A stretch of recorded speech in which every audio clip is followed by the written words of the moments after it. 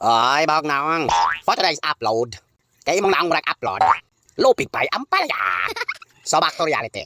Kaya alaw na kalina naman. Ato nang ilaag nga ato ang mga iro. Ang nga iring diyan. Ay, sorry. Pagumangkon diyan. Dire agad minagato sa koan. Kining food court sa pagkay sa ano ba? Dahil mag-tripping ng isa kay kaon man. Nga ang kamay kay magsunod-sunod lang. Basta kay nalingaw ang mata, okay na siya. Ako nalingaw pod sa ubang mga tao.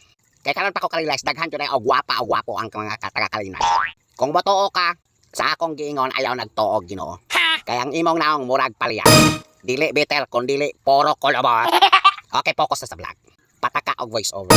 Onya kay nakuha ang among mga mata ni attention. Unsa daw? Basta ba kani nga baligya ba, nahibolong lang me. Gipaso-asohan man. Abi man amo gikalayohan.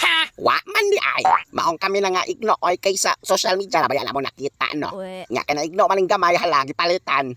Kay na curious kung unsa bay lasa ni. Pero gibubuan ni kuya og kanang strawberry flavor. Ambot ng kahaang sila lalong nga lasa ni o kanang aso.